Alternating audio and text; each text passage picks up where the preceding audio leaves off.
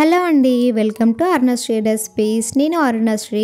So friends, మన ఛానల్లో నేనైతే ఈరోజు వెరీ స్పెషల్ రెసిపీ చేస్తున్నానండి. Hyderabadi chicken masala recipe. చాలా బాగుంటుంది. మసాలా అంటే పెద్ద మసాలాలు అస్సలు లేవండి. చాలా ఈజీగా ఉంటుంది, చాలా టేస్టీగా ఉంటుంది, అలాగే తొందరగా ప్రిపేర్ చేసుకోవచ్చు. ఇక మనం లేట్ చేయకుండా ఈ చికెన్ మసాలా రెసిపీని ఎలా ప్రిపేర్ చేసుకోవాలో చూద్దాం.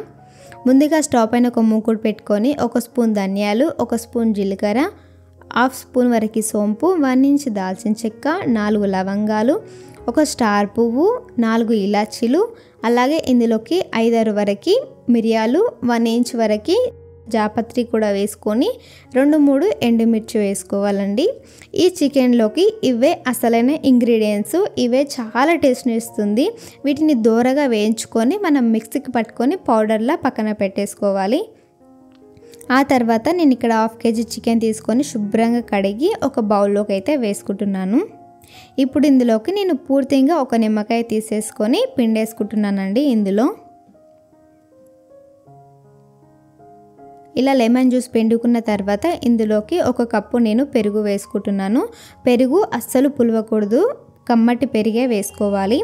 ఆ తర్వాత 1 టేబుల్ స్పూన్ వరకు ఫ్రెష్ అల్లం వెల్లుల్లి పేస్ట్ వేసుకోవాలి. 1 స్పూన్ పసుపు.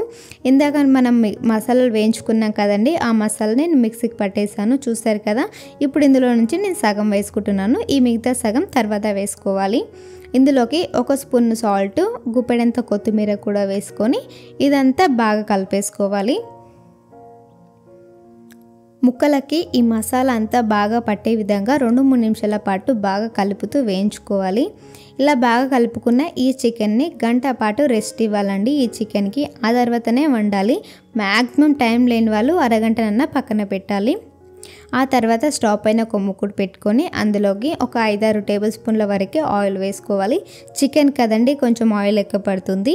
ఆ తర్వాత ఇక్కడ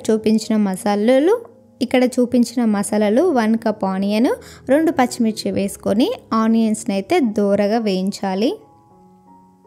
ఆనియన్ బాగా దోరగా వేగిన తర్వాత 2 టమాటాలని ఇలా మిక్సీకి పట్టుకొని ఆ ప్యూరీ వేసుకోవాలి. టమాటా ప్యూరీ వేసుకున్న తర్వాత ఒకసారి కలిపి మూత పెట్టి 2 నిమిషాల పాటు మగ్గనివ్వాలి. ఎందుకంటే టమాటాలో ఉన్న పచ్చివాసన పోయి టమాటాలు ఆయిల్లో బాగా మగ్గిపోతే అసలైన థిక్ గ్రేవీ వచ్చి టేస్ట్ బాగుంటుంది. చూసారు కదండి, టమాటాలు బాగా మగ్గిపోయి ఆయిల్ అంతా సపరేట్ అవుతుంది కదా. ఇప్పుడు ఇందులోకి మనము గంట సేపు మ్యారినేట్ చేసుకోవడానికి పక్కన పెట్టుకున్న చికెన్ ముక్కల్ని వేసేసుకోవాలి. ఇలా చికెన్ వేసుకున్న తర్వాత ఇప్పుడు ఇదంతా బాగా కలిపేసుకోవాలండి ఒకసారి. ఈ చికెన్లో మ్యాక్సిమం వాటర్ ఏం పట్టవండి. ఒక్కసారి ఈ విధంగా కలుపుకున్న తర్వాత మనం మూత పెట్టి బాగా నిదానంగా ఉడికించుకుంటే వాటర్ అన్నీ అవే రిలీజ్ అవుతాయి బయటికి. మూత పెడుతున్నానండి. మూత పెట్టి ఒక 10 నిమిషాల పాటు ఉడకనిద్దాం, మంటని లో ఫ్లేమ్లో పెట్టుకొని.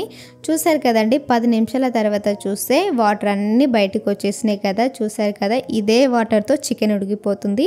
మనకి ఇక్కడ దాదాపు చికెన్ ఉడికిపోయింది అండి. ఇంకొంచెం సేపు ఉడికించాలి. ఇక్కడ నేను 2 స్పూన్ల కాశ్మీరీ రెడ్ చిల్లీ పౌడర్ వేసుకుంటున్నాను, 1 టేబుల్ స్పూన్ సాల్ట్. మనం ఇందాక మిగిలించుకున్నాం కదండి, ఆ మసాలాలను కూడా వేసుకొని మరొకసారి కలుపుకుందాము. ఇలా కలుపుకునేటప్పుడు మీకు గ్రేవీ మరీ థిక్గా అనిపిస్తే వేడి నీళ్ళు 1 గ్లాస్ పోసినా కానీ మీకు చిక్కటి గ్రేవీ బాగా వస్తుంది. నాకైతే ఇక్కడ వాటర్ ఏం పట్టలేదండి. మూత పెట్టి నేను ఇంకొక 10 నిమిషాల పాటు మంటని లో ఫ్లేమ్లో పెట్టి ఉడికించుకున్నాను. చూస్తున్నారు కదా, 10 నిమిషాల తర్వాత చూస్తే థిక్ గ్రేవీతో చికెన్ మసాలా కర్రీ అయితే రెడీ అయిపోయింది. చాలా టేస్టీగా ఉంటుంది. ఇక మనము దించి సర్వ్ చేసుకోవడమే ఫ్రెండ్స్. చూసారు కదా, హైదరాబాదీ చికెన్ మసాలా కర్రీ అన్నిట్లోకి చాలా బాగుంటుంది. సో ఫ్రెండ్స్, ఈ వీడియో నచ్చితే ప్లీజ్ నా ఛానల్ని సబ్స్క్రైబ్ చేయండి. అలాగే నా వీడియోస్ నచ్చితే లైక్ చేయండి ఫ్రెండ్స్. మరిన్ని వీడియోల కోసం మన ఛానల్ని సబ్స్క్రైబ్ చేసుకోండి. Thank you for watching friends.